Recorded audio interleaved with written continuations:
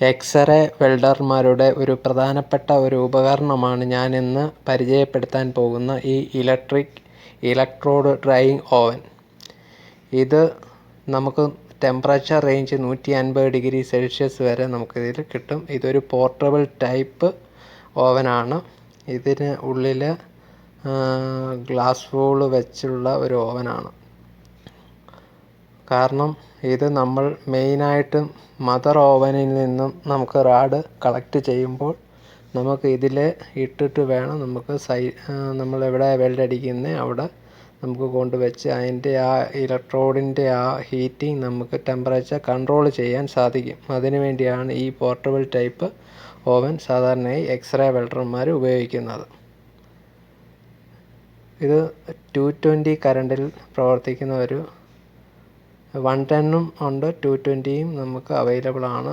അപ്പം നമ്മൾ 220 ആണ് ഇപ്പം ഉപയോഗിക്കുന്നത്. വളരെ സിമ്പിളായിട്ടുള്ളൊരു മെത്തേഡാണ്,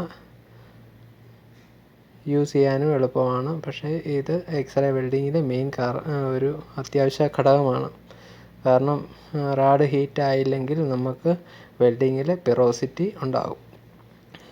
അങ്ങനെ ഉണ്ടാവാതിരിക്കാൻ വേണ്ടിയാണ്. അതേസമയം ചൂടായ റാഡ് പിന്നെയും തണുപ്പിച്ചിട്ട് നമുക്ക് വീണ്ടും ചൂടാക്കി അടിക്കാൻ സാധിക്കില്ല.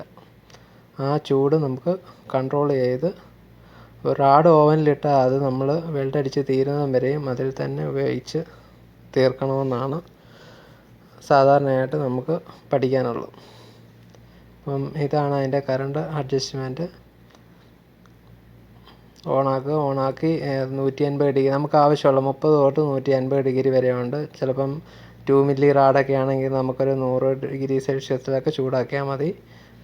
3.2ഉം 4 മില്ലി റാഡൊക്കെ നമുക്ക് 150°യിൽ നമുക്ക് ചൂടാക്കി നിർത്താം. ചൂടാവുന്നതനുസരിച്ച് കട്ട് ഓഫ് ആവുന്നു. നമുക്ക്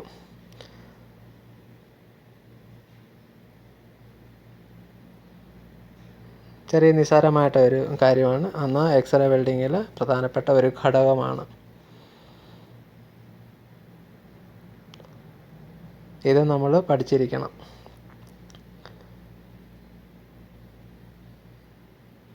ഇത് മെയ്ഡ് ഇൻ ഇന്ത്യയുടെ സാധനമാണ്.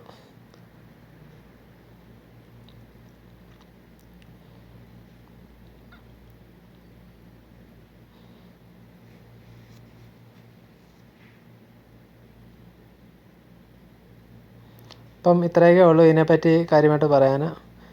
ഇത് മിക്കവാറും എല്ലാ വെൽഡർമാർക്കും അറിയാവുന്നൊരു കാര്യമായിരിക്കും. അറിയാത്തവർക്ക് ഇത് ഉപകാരപ്പെടട്ടെ എന്ന് വിചാരിച്ചാണ് വീഡിയോ ചെയ്തത്. ഇഷ്ടമായ ലൈക്ക്,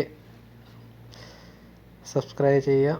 അപ്പം നാളെ ഈ റാഡിട്ട് കാണിക്കുക എങ്ങനെ റാഡിടുന്നത്. അപ്പം റാഡിൻ്റെ നമ്മൾ ഹോൾഡറിൽ വയ്ക്കുന്ന ഭാഗം, അതായത് അത് മുകളിലോട്ട് വരണം. നമ്മൾ വെൽഡിങ് ചെയ്യുന്ന ഭാഗം, വെൽഡ് അടിക്കുന്നതിൻ്റെ ആ ഭാഗം റാഡ് ടച്ച് ചെയ്യുന്ന ഭാഗം നമ്മൾ താഴോട്ട് വരണം. കാരണം വെച്ചാൽ ചൂട് അവിടെയാണ് കൂടുതലും വേണ്ടത്.